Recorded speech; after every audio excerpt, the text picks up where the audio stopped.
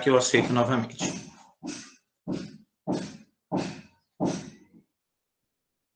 Pronto. Boa tarde a todos e todas. A partir de agora, estamos gravando a nossa aula. Eu solicito a todos que coloquem um nome e número no chat. Lembrando, galera, que não é só colocar o nome no chat para garantir a presença e sumir. O ideal é que vocês participem. Nós vamos fazer a devolutiva da aula anterior e começar a falar um pouquinho sobre o Império de Carlos Magno. Lembrando que nós temos aí cerca de 4 a 5 aulas total falando da Idade Média. Então, nós falamos do mundo bizantino, agora nós vamos falar do Império de Carlos Magno e depois nós vamos dar início ao período feudal, o período aí conhecido como o período feudal, que é a maior parte ali do período da Idade Média. Agradeço a participação de todos. Lembrando que na devolutiva, galera, eu não vou fazer a leitura de todas as questões, mesmo porque todos aqueles que responderam receberam feedback, receberam as respostas via e-mail. Então, aqueles que já deram uma olhada aí, acredito que vocês estejam com essas respostas. Lembrando sempre, as questões dissertativas, as questões que eu vou corrigir agora com vocês, aparece como errado. Por quê? Na questão do formulário, o formulário só consegue corrigir automaticamente, as de alternativa, múltipla escolha. As que são dissertativa, eu coloco lá, possível resposta.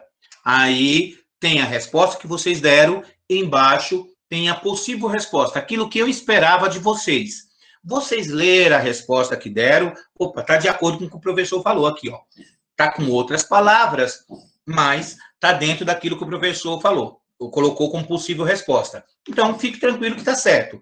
Aparece o xizinho de errado lá, mas na hora da avaliação que eu estou fazendo aqui, eu já coloco certo. Então, se aparece lá 6 acerto de 10, um exemplo, 6 acerto de 10, e os outros 4 pontos correspondem às de dissertativa, a discursiva, seja lá como vocês preferirem chamar, fiquem tranquilos. Não, isso aqui o professor ainda vai corrigir, ok? Então, teve aluno que me questionou, professor, está aparecendo como errado, vai aparecer como errado. Mas fiquem tranquilos, que aí eu faço a correção automática aqui. Automática não, eu faço a leitura, porque o que acontece? O computador ele vai dizer lá, se eu coloco lá alternativa B, ele vai dizer para você que está certo. Mas na dissertativa, às vezes eu uso uma palavra e vocês usam outra para dizer a mesma coisa. Então, não tem como o computador fazer essa correção, não tem como o sistema fazer essa correção. Ou pelo menos eu não sei ainda fazer esse tipo de ajuste. Então, fiquem tranquilos quanto a isso daí, beleza? Nas demais, eu só vou dizer qual é a alternativa, mas a que é dissertativa, eu faço a leitura aí. Qualquer dúvida, vocês podem falar. Ok? Vou começar a apresentação e a partir de agora vocês me vê, mas eu... Opa, só um minutinho, parece que tem alguém aqui. Vocês conseguem me ver, mas eu não consigo ver quem é que está pedindo para participar.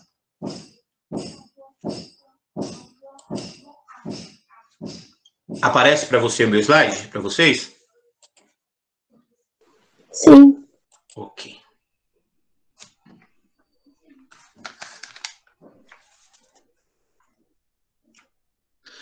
Então, damos início aí à correção, a devolutiva e a correção da aula anterior. Nós falamos ali do Império Bizantino e o mundo árabe, que está ali todo num contexto, sempre que nós falamos de Idade Média, fica mais caracterizada a Europa feudal, tal. Mas vocês percebem aí que o Oriente está dentro desse período aí da chamada Idade Média. Então, muitas coisas que estão acontecendo na Europa, estão acontecendo também ali no Oriente, África e em geral. Então, na aula anterior, Os objetivos já passei, eu vou direto para a questão. Essa era a questão discursiva. Ao longo da Idade Média, a Europa Ocidental conviveu com duas civilizações, às quais muito se deve nos mais variados campos. Essas duas civilizações, bastante diferentes da ocidental, contribuíram significativamente para o desenvolvimento experimentado pelo Ocidente a partir do século XI e para o advento da modernidade do século XIV. Então, todo o período aí que nós, no período ali da Idade Média, essas duas civilizações a partir ali do século XI até o século XV. Quais foram essas civilizações? E indique suas principais características. Então, essa daqui eu acredito que a maioria não teve problema para responder, apesar de alguns que não assistem às lives e não assistem o vídeo que eu disponibilizo, aí fica difícil. Mas quem não assistiu a live, mas assistiu o vídeo que eu disponibilizo no formulário, conseguiu responder tranquilamente. Então, o enunciado da questão A já faz referência aos povos pertencentes à civilização árabe e bizantina. Ok, se vocês colocaram lá árabes e bizantino, mundo árabe e mundo bizantino, a resposta está correta. Qual eram as características? São povos que se desenvolveram de formas independentes em relação ao mundo medieval, experimentando o contexto da Europa Ocidental. Entre outros pontos, podemos ver que bizantinos e muçulmanos firmaram suas civilizações através de uma conjuntura econômica mais fortemente ligada ao comércio, desenvolveram a concepção religiosa visivelmente autônomas em relação à tendência centralizadora observada no catolicismo romano. Então, vocês poderiam citar, entre outras coisas aqui, o fato das crenças, no caso do mundo árabe, com a crença em Maomé, o profeta Maomé, e em Alá como Deus. No caso de Bizâncio, eles tinham, diferente da Igreja Católica, que tinha uma questão mais centralizadora, eles vão criar ali a Igreja Ortodoxa. Essas são as características dos povos árabes e muçulmanos, ou melhor, povos árabes e bizantinos. Aí vocês podem citar também as questões do povo árabe ter começado como nômade, depois centralizaram, a centralização do poder voltado por Maomé, entre outras. Ok? Então, essas são as possíveis respostas. Hoje, ali, eu coloquei de outra forma. Aí eu avalio. Opa, tem coerência com o que eu estou pedindo? Ok. Com exceção da questão E, porque a questão E é árabe e bizantina. Se você colocou qualquer outra coisa diferente de árabes e bizantinos, não tem como eu considerar correta. Mas na B, vai de acordo com o contexto que vocês colocaram. A questão D tinha como alternativa a questão Professor, licença. à vontade. O Davi do primeiro D pediu para você aceitar ele. Opa!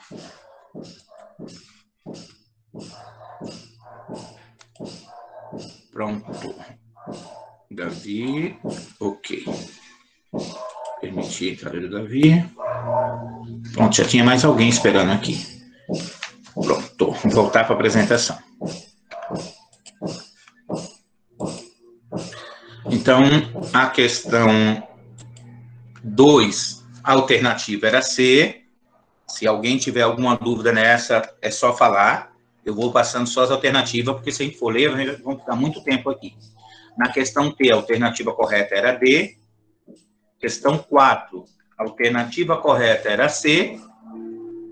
Na questão 5, era a alternativa E, a jihad, esforço coletivo, que depois torna-se o termo guerra santa. Então, sempre quando vocês ouvem falar sobre explosão de homem-bomba, tal, está sempre referindo-se à questão da jihad.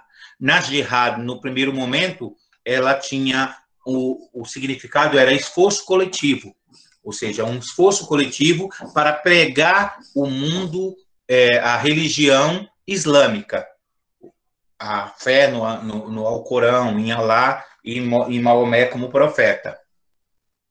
Na questão C, Na questão 6, a resposta alternativa era D, o cisma do Oriente, onde a Igreja Cristã Ortodoxa, Patriarca Constantinopla, se separa da Igreja Católica. Se vocês colocaram ali também na alternativa, na B da 1, que o Império Bizantino, a religião era a Igreja Ortodoxa, como líder religioso, o Patriarca de Constantinopla, também está dentro do contexto.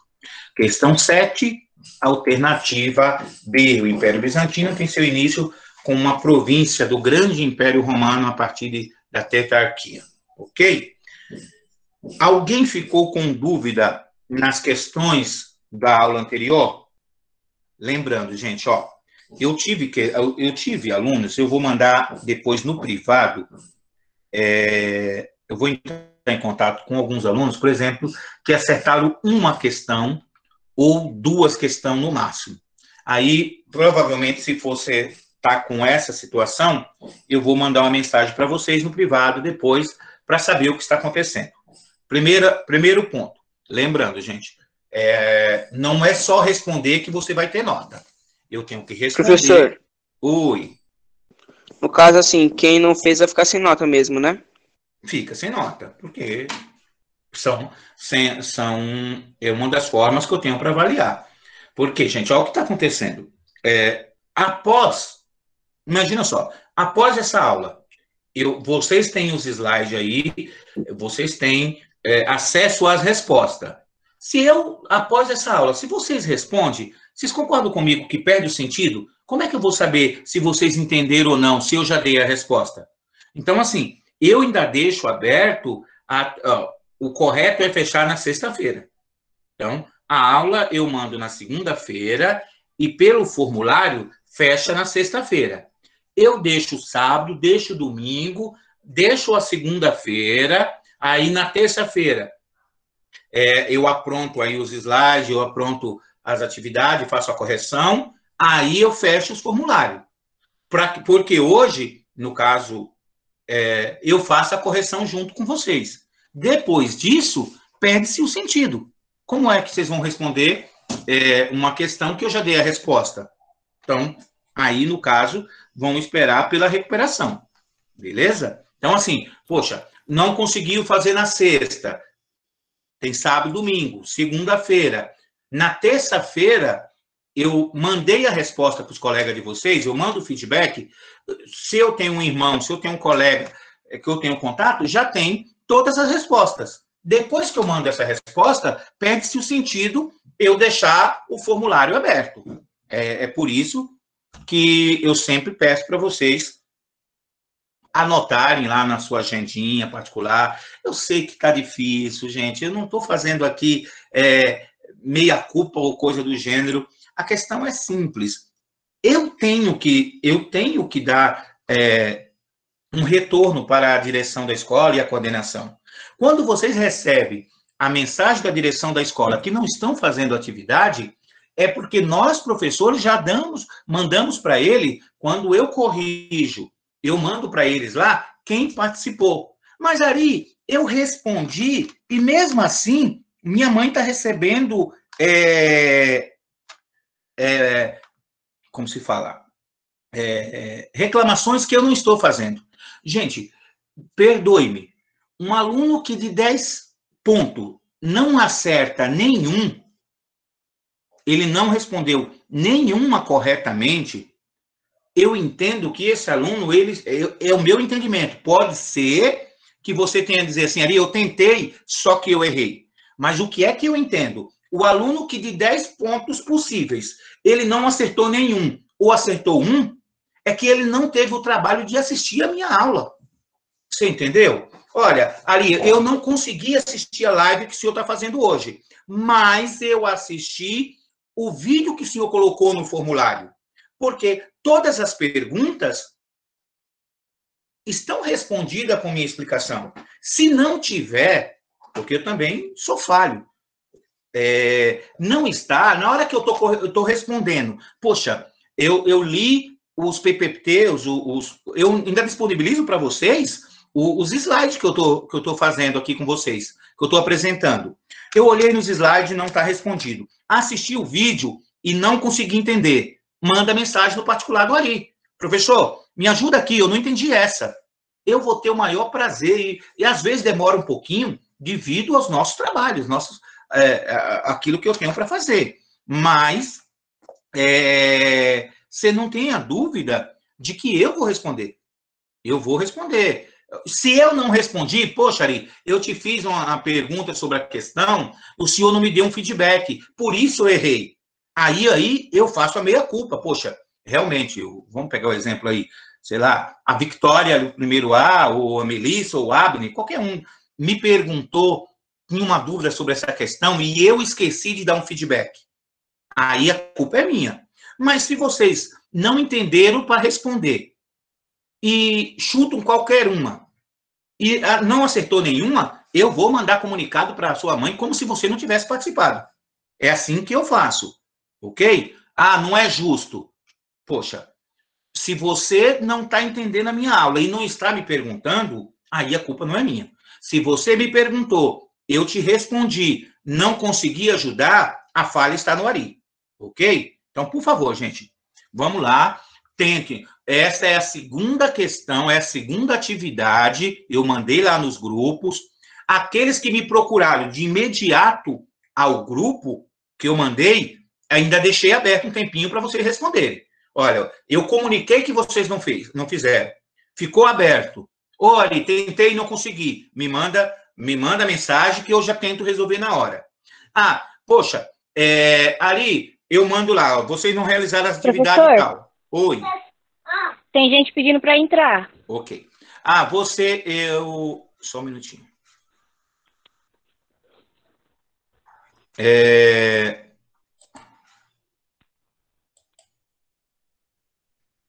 Vocês não me perguntaram, vocês não me questionaram. Eu acho que está tudo bem.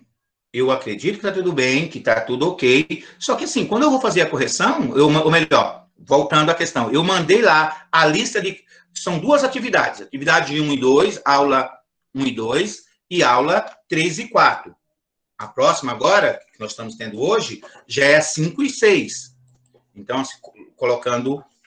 que são 4 aulas, eu coloco 1 e 2, assim, por questão de semana. Aula 1, presencial, a live. Aula 2, o formulário. E lembrando que conto como 4 aulas. A live, 2 aulas, e o formulário, 2 aulas. Eu não fiz, são 4 faltas, se eu não participei da live e não participei do formulário. Beleza? Ari, mas olha, eu errei todas, mas eu tentei. Entendo que é a minha interpretação. Se eu tiver errado, manda mensagem. Professor Ari, me ajuda aqui, eu não estou conseguindo responder as perguntas. Senhor, eu não entendo o que o senhor fala, eu não entendo o que o senhor explica. Aí eu tento, de outra forma, de quantas formas for necessário. Mas, quando eu pego lá, aluno que respondeu, não acertou nenhuma, eu penso sempre da seguinte forma: ou eu sou um professor muito ruim, que em 1h20 aqui falando com vocês, eu não consigo explicar nenhuma questão de 10 que eu mando, de 8 que eu mando, ou você simplesmente está entrando lá e nem lê o que tá perguntando e vai marcando X em qualquer coisa. Então, se eu tiver errado, depois vocês me chamem no privado e me corrijam aí, que eu vou tentar me adequar. Porque todos aqueles que me fizeram pergunta, eu respondi. Agora, aluno que depois que eu mandei a atividade, que eu mandei a correção, aí às vezes quando pede assim, ainda chega assim, professor, me manda o link? Desculpa, gente. Poxa, não se dá o trabalho de entrar no grupo, clicar nos 3 pontinhos, ver o link do grupo da semana. Vocês só recebem 5 ou 6 por semana. Opa, esse é do Ari, vou responder. E aí, além de vocês não terem feito a semana inteira que eu mandei, que eu deixei para vocês, o final de semana que eu dei de gratificação, aí vocês ainda querem que eu mande novamente o link? Aí, desculpa. Aí é ser babá. A não ser, professor, desculpa, deu um problema no meu celular, se eu tenho que me enviar novamente, beleza, uma hora ou outra eu faço. Mas o que está acontecendo eu não quero ter o trabalho nenhum. Poxa, Seria como se eu desse as atividades para vocês que eu estou dando e não me desse o trabalho de ler. Ah, o Ari me deu nota, eu nem fiz nada. Então, assim, eu não estou fazendo meu trabalho com qualidade. Eu estou falando para vocês, olha, eu corrigi, mandei de volta o que vocês erraram, você não acertou nenhuma, e aí nem mandou mensagem. Poxa, Ari, eu não acertei nenhuma. Vacilei nesse daqui, eu cometi um agafe. Na próxima eu vou tomar mais atenção. Mas não, você recebe lá, não acertei nenhuma. Ah, professor, dê graças a Deus que tenha feito. Então, me ajude nessa parte aí, porque para que eu não me sinta mais inútil do que eu tenho me sentido nesses últimos dias. Do fundo do coração. Quando eu leio algumas questões, eu me sinto o mais inútil de todos os professores da Terra. Objetivo dessa aula. Após essa aula, os educandos devem estar aptos a identificar as características do Império. Opa! Só um minutinho. Do Império de Carlos Magno, isso, correto. Desculpa. Identificar as relações entre o poder político e família religiosa do Império Carlos Magno, identificar as principais causas e características dos movimentos de migração que caracterizaram o processo histórico de ocupação territorial. Então, nós estamos falando de um mundo pós-Império Romano. O Império Romano, como eu falei para vocês, a imensidão do Império. Após a queda do Império Romano, o mundo tem que continuar. Como que fica aí essa questão territorial? Então, nós já vimos falar das invasões bárbaras, eu vou dar uma retomada, até mesmo para que vocês se encaixem nesse contexto, e aí vai surgir Clovis, como um dos primeiros imperadores ou rei do povo bárbaro a se converter ao cristianismo, e depois o Império de Carlos Magno. Carlos Magno e o Reino Franco, as migrações bárbaras, aí tem as imagens dos povos bárbaros, eram chamados de bárbaro todos os povos que não compartilhavam da cultura romana e que viviam além das fronteiras do Império. Lembrando, já vimos isso ali. Ok, estou retomando. A palavra bárbaro deriva do romano barbaroi, estrangeiro, designava qualquer um que não compartilhasse da cultura e da língua romana. Então, lembro sempre, é uma coisa que me chama sempre a atenção, para você ver como a questão cultural, ela do poderio, né, daquele poder instituído à força, vê como tem. Quando o Império Romano estava invadindo os reinos e tomando tudo e anexando ao seu império, você vai encontrar na história lá a expansão do Império Romano. Ou seja, estou expandindo o Império Romano. Quando Roma começa a perder o território que ele tinha tomado dos povos, aí você vai estudar na história como invasões bárbaras. Como assim? Quando você tomou a minha terra, você só expandiu. Quando eu retomo esse território, ou os territórios que você um dia tomou, eu estou invadindo? Eu sou o bárbaro da história? Então, assim, a história sempre é contada pelos vencedores. A história, a Europa, ela vai ter uma questão central nessa questão da história mundial. Só um minutinho, gente. Filho, Pedro, atende aqui para mim. Só um minutinho, pessoal. Minha esposa está trabalhando e acho que esqueceu que eu estou trabalhando também. Avisa sua mãe que eu estou em live. Perdoe-me. Então, assim, como a história normalmente é contada pelos vencedores. Quando eu vou contar a história, qualquer um de vocês que conte a versão da história de vocês vão dar uma maquiada para parecer melhor do que realmente foi. É o que acontece aí na história. O povo romano, quando estão expandindo, é expansão. Quando estão perdendo, é invasão bárbara. Os bárbaros, na verdade, dividiam-se em diversos povos distintos e habitavam as regiões dos reinos da Danúbio, Vístula e a região dos mares do norte, Béltico e Germânia. Durante muito tempo, os bárbaros viveram em paz com os romanos, que já haviam tido contato com eles desde o Império de Júlio César. Entretanto, com a chegada dos hunos vindo da Ásia Central, os bárbaros germânicos foram empurrados para o território romano de forma nem um pouco amistosa, causando uma onda de devastação e terror. Então, entre os povos bárbaros, os que eram mais hostis eram os hunos. Os povos ali germânicos, eles vão ter ali um contato já com o Império Romano.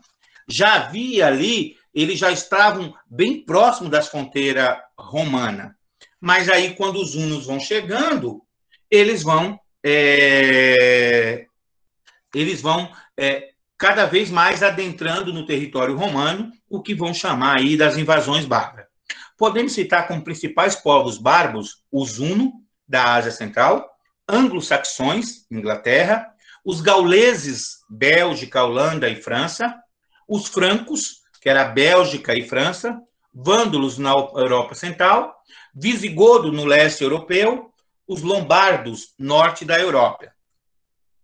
As migrações bárbaras, aí vocês vão ver quando os bárbaros chegavam na cidade, o terror que se deram, e aí a imagem ali de Átila, um dos bárbaros, e de outros filmes aí que vocês já assistiram aí quando se fala de Idade Média. Resumindo, seria a seguinte: as consequências básicas das migrações bárbaras. Fragmentação do Império Romano, ou seja, o Império agora não é mais único a administração. Fundação de vários reinos cristãos, com conversão de bárbaros, ou seja, à medida que o rei daquela região se convertia ao cristianismo, a Igreja Católica foi muito esperta, então ela não sucumbe, ela não cai junto com o Império. Teoricamente, como o Império Romano caiu, teoricamente a Igreja ia enfraquecer. Não é o que acontece. Ela vai se unindo a vários povos bárbaros, os reis se convertiam, e ali eles faziam uma espécie de toma lá da cá. Eu, enquanto religião, eu legitimo o poder do rei, e, por outro lado, o rei concedia terra para a Igreja Católica, permitia que a Igreja cobrasse imposto. Lembrando aqui, gente, eu estou falando sempre Igreja Católica, aos católicos de plantão, não é uma crítica de nenhuma forma a vocês ou a sua religiosidade. É que naquele período que nós estamos falando aí da Idade Média, a igreja só existia uma, né? No caso da ocidental, só existia ali a Igreja Católica, depois vai surgir a ortodoxa lá de Constantinopla, a Igreja Ortodoxa, e no caso do mundo árabe, que vai surgir a nova religião, que é a religião muçulmana. Mas o cristianismo em si, ele estava firmado na Igreja Católica, ainda não tinha acontecido aí a reforma protestante. Então, por isso que eu estou sempre falando. E aí a Igreja Católica, a religião, nesse momento, está muito ligado à questão política. Então, se misturava ali o que era igreja, o que era política, não havia uma divisão clara. O impulso dado ao feudalismo pelas instituições bárbaras, em virtude da decadência do Império Romano e da ruralização, abandono da língua latina, substituída pelas línguas bárbaras, francês, inglês, língua eslavas e etc. Então, o latim vai cair em desuso e vai surgir aí novas línguas. Lógico que herdando aí característica do latim, a junção dessas chamadas línguas bárbaras vão formar várias outras línguas que nós conhecemos. Então, lembrando, a cidade fica insegura por causa das invasões, os povos procuram abrigo e proteção no campo. No campo, cada dono de terra, cada senhor de terra, ele é senhor daquele local, e aí uma outra contribuição que nós vamos ver é a questão dos reinos bárbaros, é a questão da divisão do império em ducado e marquês, nós vamos chegar lá daqui um pouquinho, que cada território, olha, não chamava-se uma fazenda, ia chamar lá ducado, marcado, marca, que era administrada pelo marquês, e assim, esse senhor dessas terras criava as leis e regras para administrar seu próprio território. Na fase final do Império Romano, tribos germânicas se instalaram no norte da Itália e no centro da atual França, originando o Reino dos Francos, que se tornou o reino mais importante da Alta Idade Média Europeia, transformando-se num império semelhante a dos romanos, embora com característica bem diversa, comprometido com a formação do feudalismo. Houve duas dinastias, poder pela família, que governaram o Reino Franco, os merovingios e os carolíngios. Vamos tentar entender aí. Dinastia merovingia. Clovis, que é o primeiro rei bárbaro a se converter ao cristianismo. Expansão do território. Primeiro chefe bárbaro a se converter ao catolicismo, já tinha falado, estou sendo redundante. A dinastia merovingia, ela vai de 481 até 751. Aí, quase 300 anos. Em 481, após a desintegração do império, um rei de nome Clovis unificou as várias tribos, fundou ali um reino dos francos. Ele promoveu a expansão do domínio franco e converteu-se ao catolicismo, trazendo a Igreja Católica como uma grande aliada a seu reino durante muito tempo. A Igreja e os nobres receberam terras como recompensa da aprovação religiosa e apoio militar. Lembrando que, naquele momento, a Igreja tinha um poder muito grande. Em 511, após a morte de Clovis, o reino dos francos foi dividido em 4 partes, pois era um costume germânico fazer partilha dos bens do falecido entre seus filhos. E, com isso, a monarquia franca ficou debilitada, pois foi iniciada uma luta entre os herdeiros. Então, morre. Quando vocês estudam ali a questão medieval, vocês veem que sempre estão a disputa por território. Era um tal de irmão matar irmão, de filho matar pai, para tomar o poder. Os mordomos, como ficaram conhecidos os funcionários que administravam as diferentes regiões do império, passaram a exercer o poder de fato. Destaque para Carlos Martel, não confundo com Carlos Magno. Carlos Martel, que no ano 732 colocou à frente do exército franco e venceu os muçulmanos na Batalha de Poitiers. Fortaleceu assim a aliança entre o Reino Franco e a Igreja Católica. Então, com a morte de Clovis, o reino vai ficar dividido, mas quem vai exercer de fato o poder eram os mordomos. Mordomos vai originar aí a palavra mordomo de hoje, que no caso mordomo hoje seria uma espécie de administrador da casa. Os mordomos da época eram aqueles que eram os funcionários que administravam o reino. Então, esses mordomos eram que tomavam as decisões políticas, administrativas do reino. Quando os irmãos começam a guerrear entre si, esses mordomos vão se estabelecer, vão se fortificar. E Carlos Martel, que no ano 732, ele se coloca à frente do exército, venceu os muçulmanos, e aí ele, agora calma aí, o poder, as decisões está na minha mão. Em 751, seu filho Pepino, olha o nome do homem, derrubou o trono, o último soberano merovingio, e se fez coroar rei francos, inaugurando a dinastia carolíngia. Então, o Império Carolíngio, ele vai substituir o merovingio, e com Pepino, o seu pai, Carlos Martel, ele fala assim, olha, meu pai foi um importante general, venceu ali os povos árabes, Então, em homenagem ao meu pai, eu vou mudar o nome dessa dinastia. Vocês aí, ó, o último rei merovingio deixa de existir, e a partir de hoje vai dar início aí ao Império Carolíngio, em homenagem a Carlo Martel, que era o seu pai.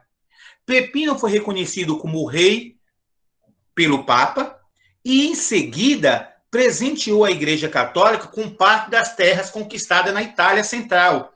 Dessa doação, originou o patrimônio de São Pedro, também chamado Estado da Igreja, que permanece inalterado por mais de 1000 anos. Então, Pepino, quando ele vence, quando ele se torna rei, para ali fortificar a aliança com o Papa, para juntar os laços entre igreja e rei, ele vai doar uma grande território de terra, onde hoje ali depois vai dar origem ali ao Estado do Vaticano, que é até hoje. O Vaticano é o menor país do mundo, é um país dentro de um outro país, mas ele é ali um país com administração católica. Ele está dentro da Itália, mas a administração do Vaticano até hoje é feita pelo Papa. Ali é como se é considerado ali um país, tem toda a sua história. O Vaticano, sede atual da Igreja Católica, é o que restou dessas terras doadas por Pepino e por Carlos Magno, seu sucessor. Então, lógico, era mais terra.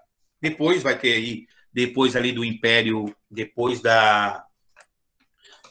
de Napoleão, quando Napoleão vai conquistar ali muitos territórios, Napoleão vai fazer um acordo com a igreja que tinha perdido todo o seu território e vai, dentro do território que era da igreja, ele vai ceder o que hoje é o Vaticano.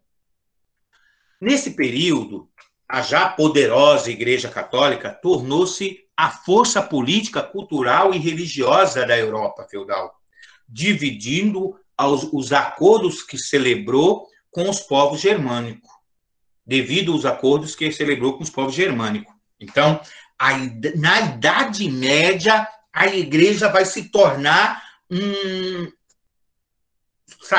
uma potência. E ali,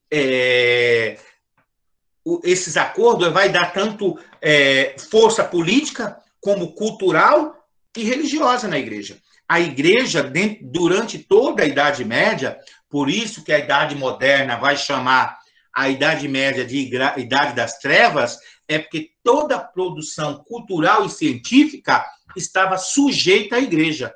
Nesse período da Idade Média, tudo a produção cultural passava pelo crivo da Igreja. E aquilo que a Igreja não concordava, aquilo que não era aceito pela Igreja, era como se fala, proibido. Então, a Igreja vai ter um poder imenso nesse período. Então, vai desde de decisões políticas até a decisão aí que nós vamos passar depois para o período onde quem discordava da Igreja ali durante esse período da Idade Média virava churrasquinho nas fogueiras ali da Inquisição. A base desse acordo era simples. O rei bárbaro recebia um apoio político e espiritual da Igreja, que legitimava o poder dos reis. Em troca, os reis reconheciam a autoridade moral política da Igreja Católica, pagavam tributos e adotavam o catolicismo como religião oficial e única. Então, quando o rei se convertia, ele tornava a Igreja Católica a única religião permitida dentro do seu território. Aqui é a imagem, os acordos celebrados com a conversão do rei bárbaro e de seus súditos ao cristianismo. Quando o rei se convertia, ele se dobrava seu joelho diante do Papa e era batizado por ele, e ali faziam as suas alianças. Pepino o Breve, aí tem a imagem, Pepino Breve, porque ele era baixinho, então por isso ele vai receber esse nome de Pepino o Breve, por causa da sua estatura. E Carlos Magno, que aí são o Império Carolíngio. Então, Carlos Magno vai ser um dos mais importantes reis desse império. A expansão do cristianismo tentava reconstruir o Império Romano do Ocidente, divisão imperial em 13 partes, condados, ducados e marcas. Então, o condado era administrado por um conde, os ducados por um duque ou duquesa, e as marcas por um marquês, missi dominis, funcionários imperiais e a sua burocracia, capitulares, leis imperiais, renascimento carolíngio, preservação das obras clássicas em escolas eclesiásticas. Esse aí é o que acontece dentro do Império. Então, ao contrário do Império Romano, que era centralizado, tudo na mão do imperador, o Império Carolíngio, ele vai se fragmentar quando ele vai dividir os territórios, a divisão do Império ali em condados. Quando ele dividia em condados, aquele conde que era responsável pelas terras, ele cobrava o imposto dentro do seu território. O duque cobrava dentro do seu ducado. E o marquês dentro das suas marcas. Então, vai ter ali um poder menos centralizado do que o romano. Enquanto o Império Romano, tudo estava sob o domínio de Roma, do imperador romano, que estava sediado em Roma, o Império de Carlos Magno, o Império bárbaros ali, eles vão dividir. Por isso que vai se tornar, aos poucos ali vai se tornando as administrações no mundo medieval, onde o rei cada vez vai ter menos poder, principalmente depois da morte de Carlos Magno. O rei tem cada vez menos poder e cada senhor feudal, ele cria a administração ali do seu território. Se você assiste ali Robin Hood, o príncipe dos ladrões, vocês vão ver lá que quando tinha uma guerra, quando tinha ali uma disputa, juntava-se ali, cada senhor feudal se reuniam, eles eram os grandes nobres, e ali se juntavam para defender um território. Mas o rei, ele nada mais era do que um administrador do seu próprio território. Ele não tinha o poder central de mandar em todo mundo. Carlos Magno e o seu filho Carlos Magno, filho de Pepino, assume o trono dos francos em 768, após a morte do pai, dando continuidade à aliança com o papado e a política carolíngia, de conquista de novas terras. Em 800, o rei franco deslocou suas tropas até Roma para prestar auxílio militar ao Papa Leão III.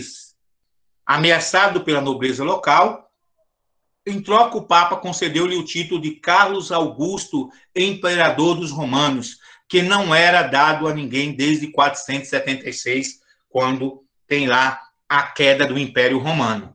Então, uma aliança política ali, ele vai auxiliar o Papa e o Papa lhe dá o título de imperador. Lembrando que o Papa era o poder de Deus na Terra e ele era o único que poderia nomear alguém imperador. A tentativa de restaurar o antigo Império Romano do Ocidente atendia a interesse tanto do rei franco quanto do Papa. Para Carlos, o título de imperador, coroado por Deus, consolidava e dava legitimidade às suas conquistas. Durante o reino de Carlos Magno, o reino franco, agora Império Carolíngio, atingiu o tamanho máximo em termos de território. Para o Papa, a criação do novo império reforçava o poder temporal da Igreja, o poder de governar os seres humanos no sentido político, mas não no sentido religioso, cujo braço armado era o exército do imperador. Ao mesmo tempo, a Igreja Católica se fortalecia diante do Império Bizantino, com o qual tinha divergência. Então, a Igreja Católica, ela tinha ali uma divergência com o Império Bizantino, principalmente quando a Igreja de Bizâncio se desliga da Igreja Romana, e ali havia o desejo do Papa de retomar o poder da Igreja e ser a única Igreja mundo, porque o nome Igreja Católica quer dizer Igreja Universal. Se é a Igreja Universal, não era de bom tom que tivesse uma outra igreja ali, a chamada Igreja Ortodoxa.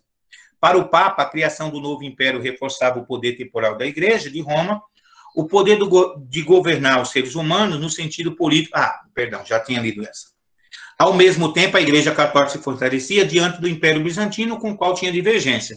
Para conseguir administrar todo o Império, Carlos Magno dividiu o Império em condados, ducados, marcas e criou capitulares, que eram normas escritas que funcionavam como lei. Então, Carlos Magno vai dizer, olha, não tem como eu governar tudo. Então, eu concedo o poder local aos duques, aos condes, aos nobres ali mais próximos do rei, e criava ali...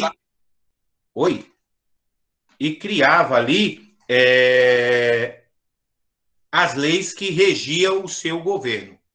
Ele vai fazer algumas reformas educacionais, manutenção do conhecimento greco-romano, a escola monarcais, escola catedrais e as escolas palatinas. Então, nesse período, a educação estava também ligado à igreja em si.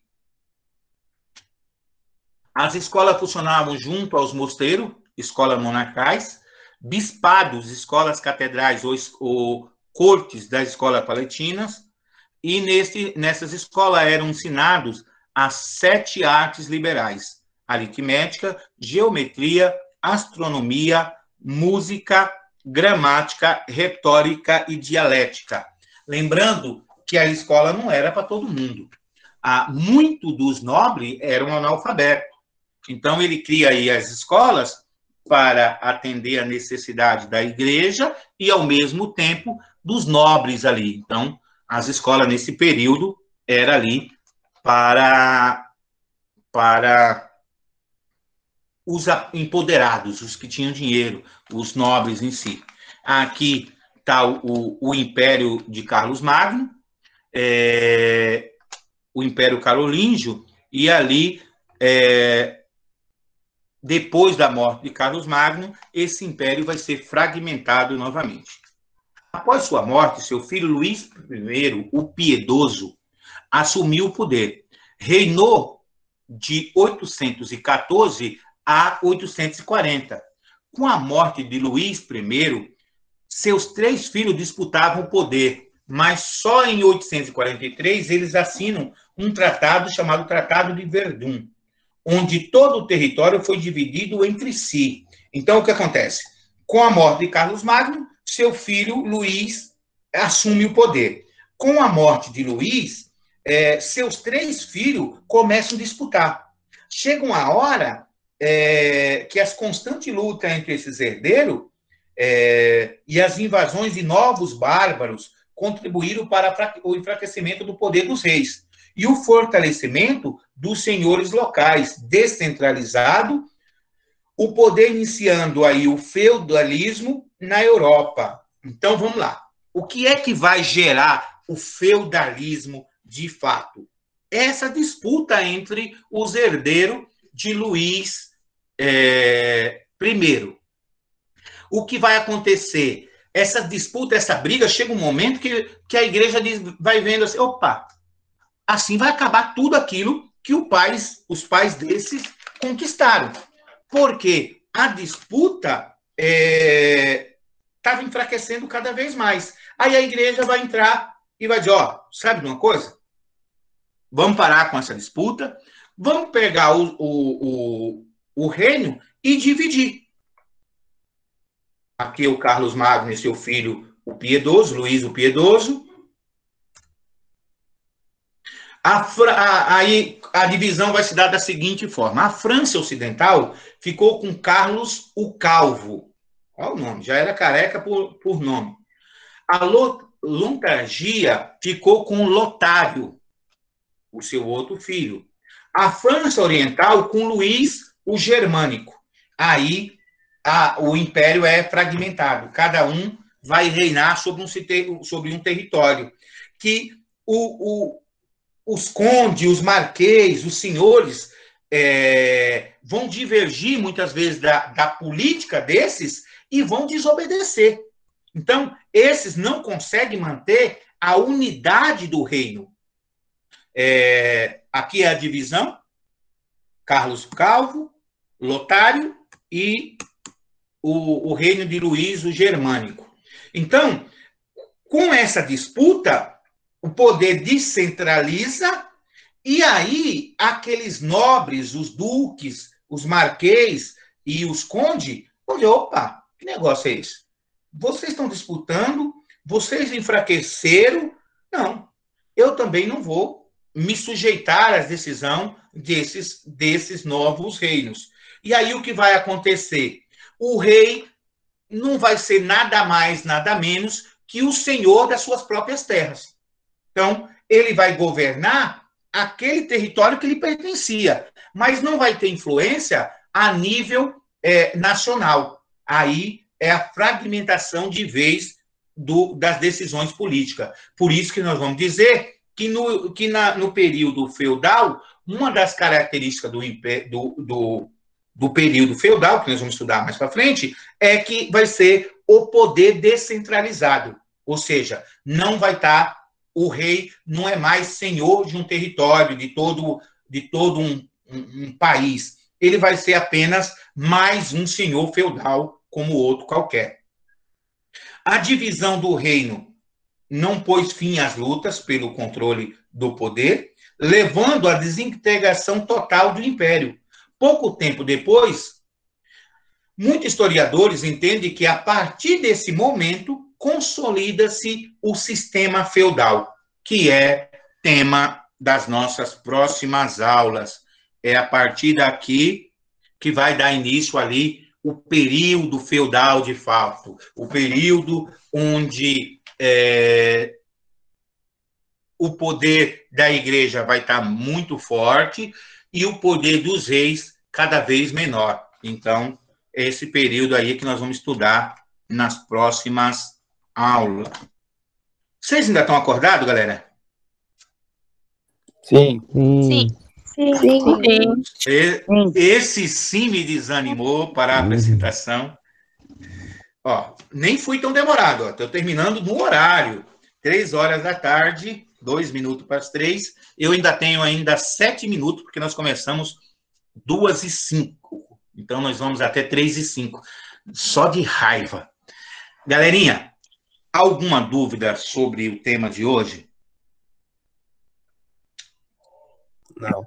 Professor, não precisa prolongar, não. Pode ir almoçar de boa. Pois é, você tá doido pra almoçar. Eu Você deve estar morrendo de fome. Eu tô morrendo de fome mesmo. Galerinha, agora... Professor, vai dar uma atenção à mulher, né, pô? A mulher nem chegou ainda, tá trabalhando. Você volta Galerinha. pra passear. Ô, professor, Oi, meu amor. o Papa que você tá falando é o Papa que a gente conhece ou é outro Papa? É o Papa, Então, lógico. professor, assim, ó, se liga. Se liga. Tô ligado. O imperador, ele se convertia, né, pro Papa, lá para Sim. ter... Então, ele podia se converter para uma igreja ou para várias? Não, só existia uma igreja. Só existia a igreja católica nesse período. Não, então, mas tipo assim, tipo, vamos dizer, existia várias estruturas de igreja. Não, Aí, não. tipo, não? A estrutura da igreja católica, ela é única até os dias de hoje. Ela vai ter lá, o Papa é o senhor ali, é o principal administrador, e aí vai ter os diversos cargos da igreja, mas o poder centralizado no Papa. Naquela época, mais ainda. A Igreja Católica hoje, ela é só uma religião, entre várias. Naquele período da Europa feudal que nós estamos tratando, ela era a única. Qualquer um que se fosse contra a igreja era condenado à morte na fogueira ou qualquer outro tipo de morte. Mas, assim, não tinha. E o Papa, assim, você me perguntou, a primeira pergunta, se o Papa seria como hoje? Sim, só que naquele período, o poder do Papa era muito grande. O Papa, ele colocava e tirava o rei que ele julgava, ele era o representante de Deus na Terra. Qualquer um que se voltasse contra o Papa, estava perdido. Você entendeu? Então, naquele período... O imperador era inferior à Igreja Católica? Oi? Então quer dizer que naquela época lá o rei era inferior à Igreja Católica? Se você pensar que quem dava o título de imperador a alguém era o próprio Papa, ele era o representante de Deus, então, apesar desses grandes acordos, o rei, de certa forma, estava sujeito ao Papa. Ou seja, aqueles a quem o Papa apoiasse, se mantinha. A quem o Papa era contra, caía. Então não adiantava de nada você governar uma cidade inteira. Não, era ali a aliança. Você vê, na maioria desses reis que se convertiam, esse é o problema que vai passar por toda a crise da Igreja Católica na Idade Média. Porque hoje em dia, o cara, para ser católico, é uma questão de fé. Eu acredito ou não. Se eu não acredito nos ensinamentos da Igreja Católica, eu sou batista, assembleariano, eu sou da Umbanda, sou de qualquer outra, sem nenhuma punição. Mas naquele período, você era forçado. A fé na igreja, naquele período que nós estamos falando, não era uma questão de fé de verdade. Muito dos bispos da igreja nem acreditavam naquilo que eles pregavam. Por quê? Era uma questão social. Eu era filho do rei. O primeiro filho do nobre era o herdeiro das suas terras. Aquele que não tinha direito à nobreza, que não tinha direito à herança, ele virava um bispo. Não era uma questão de fé. Você não se tornava com exceção dos padres, que eram o chamado baixo clero. Não falei nada. Eu falei para esperar. Absurdo. Tranquilo. Pensei que você estava falando comigo. O papo que acontecia, ele legitimava o poder. Então era meio que uma aliança. Por isso que a igreja vai se corrompendo até chegar na reforma protestante. Porque havia dentro da igreja uma disparidade absurda. Os caras pregavam. Se vocês pegarem, nós vamos entrar na igreja, nós vamos entrar nesse tema, gente, calma.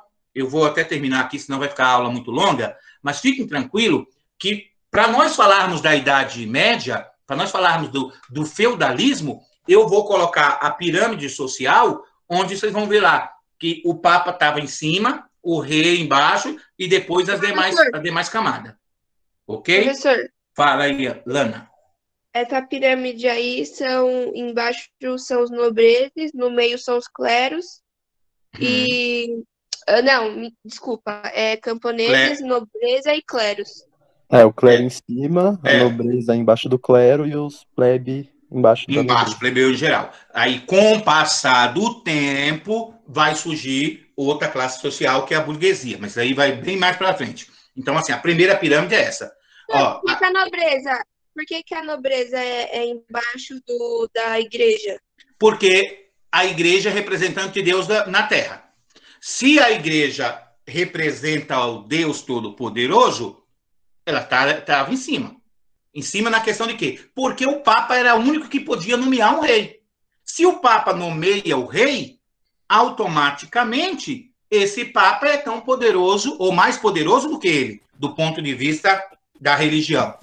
Sem contar que a igreja era dona de terras e propriedades imensa. O países inteiro era território da igreja. Ô, professor, então, tipo assim, o rei podia ser tirano do jeito que for, mas se ele apoiasse a igreja, ele podia ficar no trono. Vontade é Deus. Deus quis assim. Aí vai criar, só dando spoiler, vou parar a gravação aqui um minutinho, peraí. Deixa eu parar a gravação, senão nossa aula vai ficar longa demais. E esse aqui já é spoiler da aula seguinte. Só rapidinho para interromper a gravação.